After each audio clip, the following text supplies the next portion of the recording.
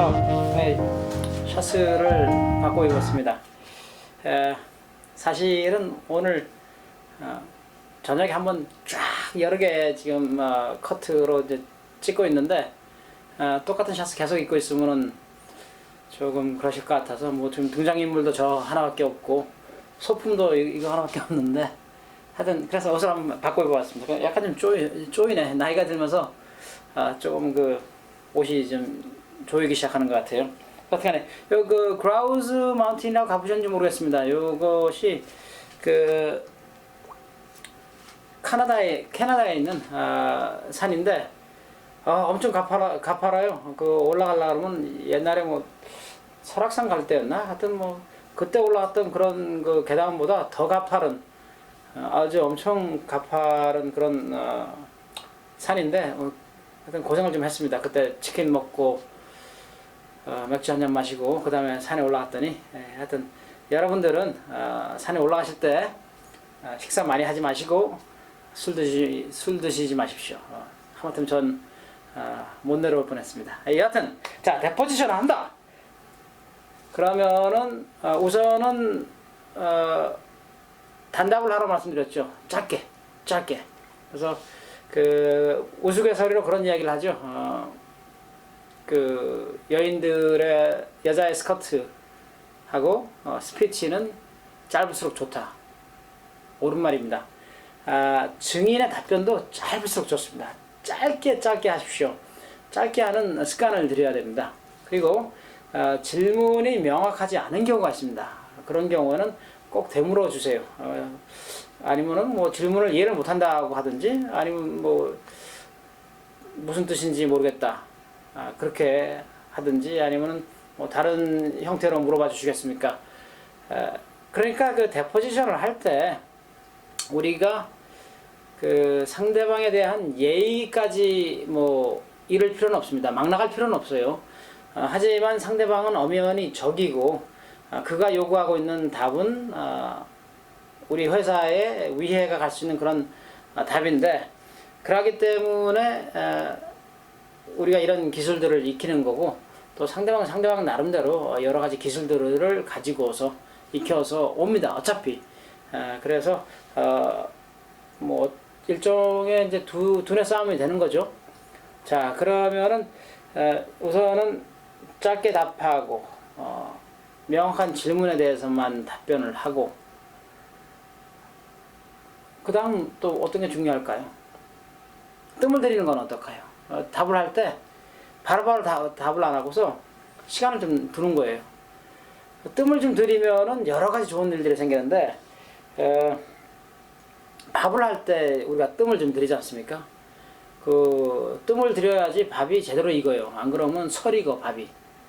그러면 뭐 물론 이제 설익은 밥 좋아하시는 분도 계시는데 우리 대부분은 좀 제대로 익어서 약간 좀 쫀득쫀득한 그런 맛 그런 거 좋아하지 않습니까? 밥을 제대로 하려면 뜸을 좀 들여야 되는데 증인이 답을 제대로 하려면 뜸을 좀 들여야 돼요. 바로바로 답변을 해버리면 곤란합니다.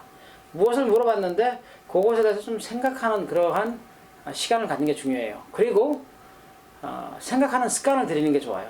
그래서 간단한 질문, 뭐 아주 간단한 뭐 당신 이름이 뭐냐, 뭐 그런 것에 대해서는 뭐 바로 답을 해야 되겠지만은 뭐 회사에 뭐 이런 서류가 있느냐, 회사에 저런 서류가 있느냐, 회사에서 이런 일을 한 적이 있느냐, 어떤 일을 한 적이 있느냐, 정보가 있느냐, 뭐 그런 식으로 물어보는 경우, 나의 어떤 기억을 요구하는 경우, 내가 기억을 더듬어서 답변할 수밖에 없는 경우, 그런 경우에는 사실 바로바로 답변할 필요가 없죠.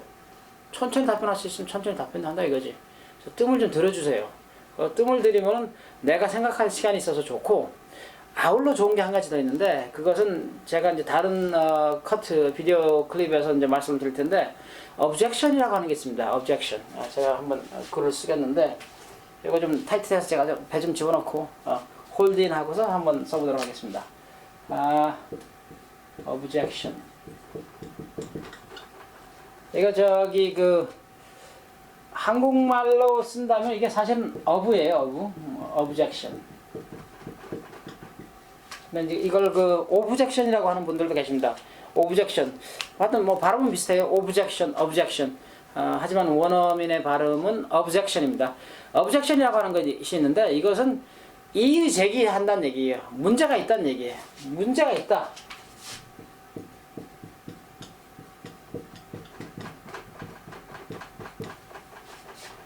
그러니까 질문하는 사람은 공격입니다. 그죠? 공격을 하는 거죠. 질문을 계속해서.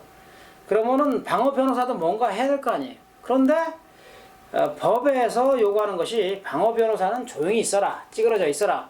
왜냐하면은 방어 변호사가 말을 많이 하기 시작하면은 증인을 코치한다 그런 표현이 나오는데 증인을 이렇게 말해라 저렇게 말해라 하는 식으로 유도를 한다. 아니면은 이제 그 증인 교사를 한다. 그렇게 봅니다. 그렇기 때문에 증인이 있고 증인을 보호하는 방어 변호사가 있다 그래도 방어 변호사 당신은 입 닥치고 가만히 계시오. 증인만 답하시오. 그렇게 하는 거예요. 그러니까 답을 증인이 하도록 해야 되는데 그러면 방어 변호사는 그러면 정말 가만히 있을 것이냐? 그렇지는 않다는 얘기죠. 방어 변호사도 나름대로 자기의 방패가 있는데 그게 바로 objection이에요. objection이라고 하는 것은 어떤 질문을 했는데 그 질문에 이의 제기가 있다 이거예요. 그래서 이 objection이 어떤 objection들이 있는지 그것은 제가 다른 클립에서 말씀드리겠다고 그랬는데 여러 가지 objection들이 있어요. 어떤 질문이 나왔는데 어떤 문제가 될 수 있는 것들. 예를 한번 들어보겠습니다. 예를 들어서 뭐 무슨 질문을 하는데 굉장히 모호한 질문을 했어요. 그래서 아메리카 시장이 얼마나 큽니까? 뭔 소리인지 모르겠다 그죠? 아메리카 시장이 미국을 얘기하는 건지 북아메리카를 얘기하는 건지 남아메리카를 얘기하는 건지 시장이라고 하는 것이 무엇인지 마케트를 이야기하는 것인지 우리가 무슨 판매를 하는데 우리 물건 파는 시장의 크기를 얘기하는 건지 우리의 매출을 이야기하는 건지 모르겠다 이거죠. 그러니까 증인 입장에서는 I don't understand. 질문을 이해를 못하겠습니다. 그게 답변이 돼야 되는데 그렇게 답을 하기 전에 우리 방어 변호사가 이의 제기를 하는 거예요. Vague and ambiguous. Objection, vague and ambiguous. 이의 제기합니다. 질문이 모호하다 이거죠. 애매모호하기 때문에 답을 못한다 이거지. 무슨 얘기냐면 질문을 다시 하라 이거죠. 다르게 질문하라고. 이 objection은 사실은 상당히 법률적인 그런 절차상의 도구입니다. 데포지션을 할 때 사실은 증인이 선서를 합니다. 진실만을 말씀하겠다라고. 그렇게 선서를 하고 법정에 있는 것처럼 그렇게 질문을 하고 답변을 하고 그러는데 문제는 판사가 없어. 법정에 가면 판사가 있는데 데포지션실에는 판사가 없어요. 그런데 공격하는 변호사, 방하는 변호사, 질문을 하고 뭐 답을 하고 그런 와중에서 어떤 문제가 생길 수 있는 소지의 그런 질문들이 여러 가지가 있을 수가 있습니다. 그런 경우에는 판사한테 얘기해서 이런 질문을 못하도록 해주십시오. 아니면 이 질문이 문제가 있으니까 고쳐서 하도록 하십시오. 그렇게 이 사람, 방어 변호사가 할 수가 있어야 되는데 판사가 없으니까 이 양반이 안 계시니까 그걸 못하는 거예요. 그래서 그것을 속기록에 남기는 거예요. 그때 당시에 이런 질문이 있었고 이것에 대해서는 우리가 이의 제기를 했다. 나중에 또 나오겠지만은 그 이의 제기 중에 뭐 privilege 특권이라 그래서 의뢰인과 그러니까 증인이죠. 의뢰인과 변호사, 방어 변호사 사이에 어떤 보호되는 그러한 내밀한 비밀스러운 그러한 대화 내용들이 있는데 그것을 예를 들어서 공격 변호사가 발설을 요구하는 경우에 이의 제기를 해야죠.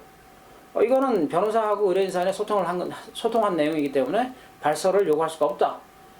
그래갖고서 목신각신하고 싸울 수도 있는데 여하튼간에 판사는